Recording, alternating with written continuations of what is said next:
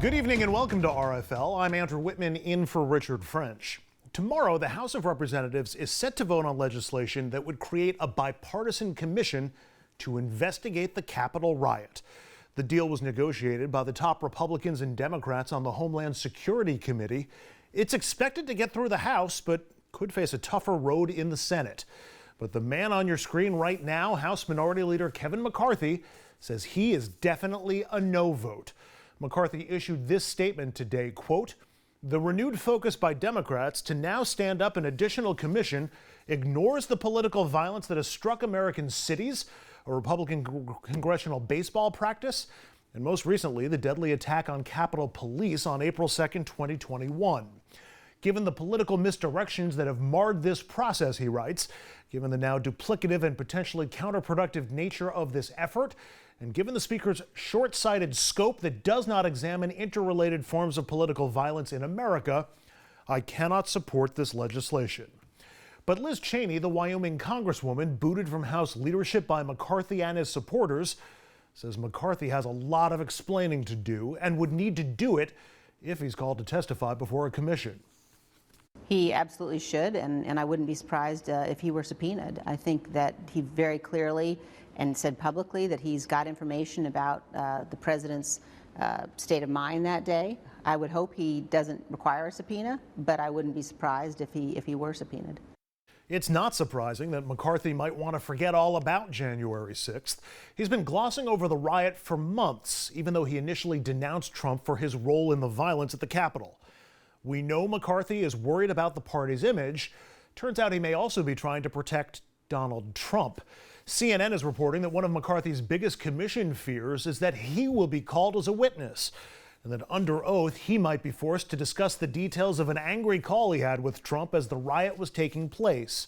On that call, which was confirmed by Washington Republican Jamie Herrera Butler, who was in the room with McCarthy during the call, McCarthy asked Trump to, quote, "publicly and forcefully call off the riot." Mr. Trump replied by saying that Antifa, not his supporters, was responsible. When Mr. McCarthy said that wasn't true, the former president was curt, quote, "Well, Kevin, I guess these people are more upset about the election than you are." But if we can't even get a bipartisan agreement on a riot commission, how can President Biden and Democrats on the Hill get anything of importance done? How do we break through that partisanship and that blockade, or can we? To discuss that and more, we turn to former Senator Byron Dorgan, Democrat from North Dakota who served in Senate leadership for 16 years. Senator, President Biden continues to push for bipartisanship, continues to cite his history of working with Republicans, including Mitch McConnell. It's just not seeing a whole lot coming back in return. We all want bipartisanship, but is that even possible right now? And how would you counsel the president when it comes to leaning on Republicans to get badly needed votes?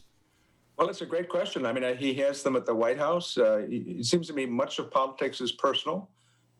You have them down, you talk to them, you describe what you're trying to get done and why, and hope that some of them will see what the benefit is to the country. You know President Biden personally. There are some Democrats out there holding out hope that he's playing a long game here, giving the GOP a chance to block and block and block as they've been doing, so that he can then later turn around and say, well, we tried, let's now do it ourselves. Do you think that's his game plan? Do you think he has a backup plan if Republicans will not work with him? Well, my sense is that he would like to find a way even to take a smaller piece of this infrastructure, get that done on a bipartisan basis, and then move on to the other pieces that he wants to add to that. But even at that, it's difficult because, you know, Senator McConnell has indicated that he really does not want Joe Biden to succeed, which is kind of a strange thing to say. He said that about Barack Obama as well. But let me also say to you that what happened just recently now, and the head of the Republican caucus in the House deciding that he really doesn't want to investigate what happened on January 6th.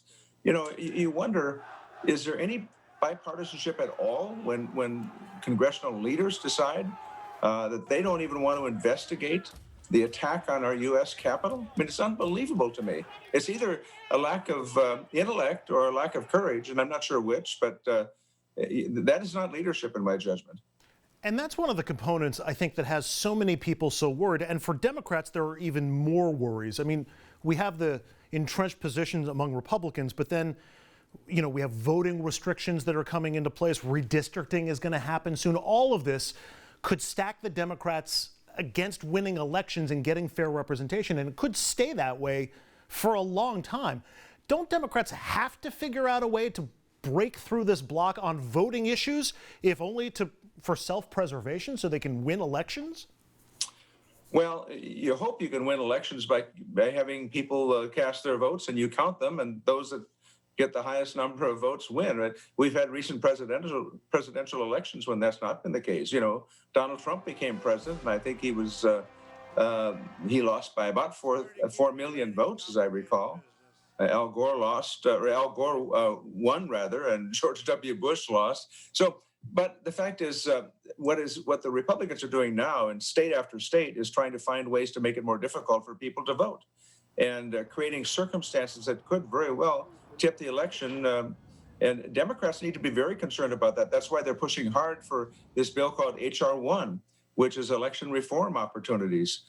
You know, what we have now, that there's no bipartisanship in having President Trump out there talking about the fact the election was stolen from him.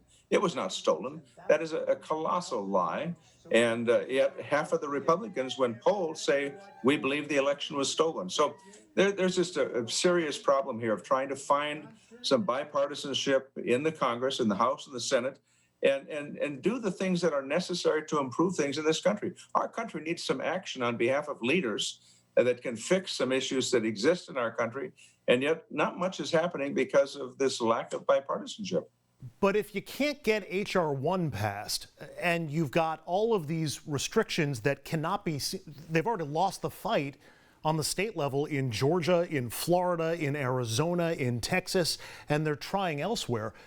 Doesn't that set it up so that, yeah, Democrats really aren't going to be able to win those states? The game will be even further rigged for Republicans. All the examples that you gave me of Donald Trump not getting as many votes in 2016 and George W. Bush not getting as many votes in 2000, they were both elected president. Well, yeah, George W. Bush was elected president by the Supreme Court, and 5-4. And of course, Donald Trump was elected president because he won the Electoral College, but he didn't win the popular vote. But you're raising questions that I think are unbelievably important to the question the American people ask. Is all of this fair? Should the Republican Party in all of these states be attempting to decide to make it more difficult for people to cast their votes? They ought to be working to find it, make it make it easier for people to cast their vote. But that's not been the case. So you're asking the question, what do Democrats do about that? We have to have an aggressive fight to try to overturn what the Republicans are doing here, because what they're trying to do is rig the election or tip the election in ways that whoever gets the most votes may not be elected. That's a strange thing in a democracy. So now I want to lean on your long experience in the Senate, as well as your role in Democratic leadership while you were in the Senate, because one of the biggest roadblocks on voting issues, and frankly the rest of the Democratic agenda, right now is Joe Manchin, a Democrat out of West Virginia. I don't know if you know him, your Senate tenures did not overlap, but he's the only Democrat not co-sponsoring the voting rights bill. And there are other problems that not having his support will cause. So how can Democrats get Manchin to play ball? I'm sure you faced similar spots where there's one holdout on something in the Senate facing big political pressure at home. What would you do? What did you do in the past? Well, I was part of the Democratic leadership for 14 years, and we had a time when the Senate was split 50-50. So we've worked through these things. Now, look, I know Joe Manchin. Joe's a good guy. Joe represents West Virginia, which is politically very different than New York or California. I mean, the politics of all these things. But I think the Democrats, we have a very narrow margin. In the U.S. House, it's a very slim margin.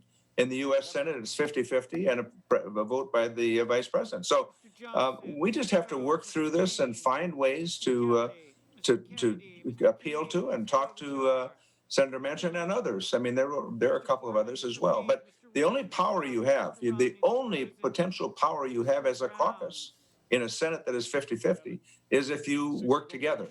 And if you don't work together, you don't have the power, you lose the votes. So I'm not convinced that we won't be able to not only have Senator Manchin, but the other senators as well come to where we want them to be on H.R. 1. I think that is such an unbelievably important vote to cast because of what the Republicans have been doing ever since the election was held last fall. What they have been doing is trying to make it more difficult for people to vote, and that's especially the case with people of color. You could certainly make the argument that those thin margins, that thin margin in the House and that 50-50 split in the Senate makes it even more important to get stuff done now because both chambers could be lost come in 2022. And there are so many key issues that Democrats want that are being backed up right now in Congress. Voting rights is one of them, but gun safety, police reform, immigration, LGBTQ protections, D.C. and Puerto Rican statehood. If there's a worry that Democrats could lose both chambers come 22, don't Democrats almost have to act now while they still have some chance of getting these things through? Yeah. Look, our country deserves better. You've described a litany of things that desperately need to be resolved. We need to make judgments about them. We need to move ahead. And even if you don't get all that you want, you need to move towards a better solution, towards solving the problem. And what we see in the United States Congress these days is a whole lot of folks, both, I should say, in the U.S. House and the U.S. Senate, who reflect Donald Trump's vision of what's going on. And his vision is that the election was stolen, and he's going to, be a battering ram here to go after everybody that didn't vote to defer the election or whatever. So, look, what I'm saying is we have had to work through these things before in the United States Senate. You have to hope at some point the reason people ran for the office of the U.S. Congress or the U.S. Senate is because they wanted to do something that was good for America. And you hope at the end of the day you'll have enough people that believe that in their hearts. But, as I said, the decision today by McCarthy in the U.S. House, a leader, reflects either an unbelievable lack of intelligence or an even more unbelievable lack of courage by someone who is supposed to be a leader. Can you think, Senator, of anything that breaks through that Republican incalcitrance, that gets through to Republican voters, maybe makes the party make a change? Well, the American people will break through it. The polls show that the American people understand what needs to get done here and why. And so we'll see. I think there's a lot of pressure on the members of Congress going home, deciding we're not going to do anything. We'll just say no. The easiest vote in the world is to vote no. But American people want progress on these issues, whether it's infrastructure or voting or, guns, a whole series of things. They want progress, and they're getting precious little these days because we have a Republican a minority, I should say, a Republican minority that's decided that they want to stop everything. But the American people will have the final determination here. They'll decide. The American people can decide, who's doing the right thing and who's doing the wrong thing, and reward those that are doing the right thing by turning out and turning up and deciding we're going to throw the people out of office who have decided that they don't have any interest in solving the significant problems that confront this country at this point. Byron Dorgan, former longtime Democratic senator from North Dakota, a phrase that has not been uttered in quite some time. Senator, no. Thanks very much. Appreciate it. Thanks very much. And up next, a former federal prosecutor joins us to discuss the legal troubles surrounding Matt Gaetz, plus Rudy Giuliani's attempts to block prosecutors from using the information they got when they raided his home and apartment, and more.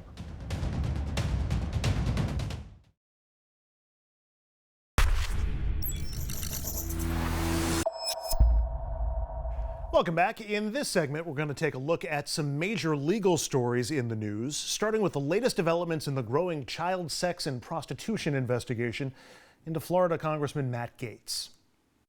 A plea deal announced in federal court in Orlando could prove problematic for embattled Florida Republican Congressman Matt Gaetz. Joel Greenberg, a one-time close friend of Gaetz and former Florida county tax collector, pleading guilty to 6 of 33 federal crimes he was facing, including sex trafficking of a minor. In court filings, Greenberg admits he paid a 17-year-old girl for sex and claims to have introduced her to other adult men who engaged in commercial sex acts. And as part of his plea deal, Greenberg must fully cooperate with federal investigators. His lawyer hinted that could be bad news for Gaetz.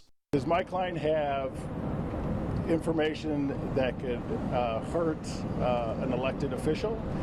I guess this is just, must-see television. You'll just have to wait and see.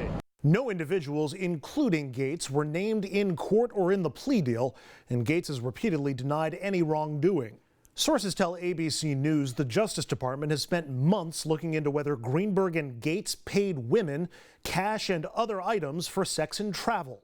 Gaetz has stood firm in his denial of any misconduct and rejecting calls to step down. He's also making jokes about the allegations. I'm a canceled man in some corners of the internet. I might be a wanted man by the deep state.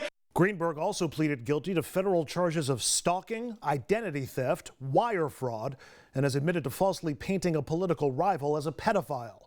That former political opponent says the state of Florida failed to monitor Greenberg's behavior. Under a functional and effective system of checks and balances, it is quite possible some crimes might have been prevented.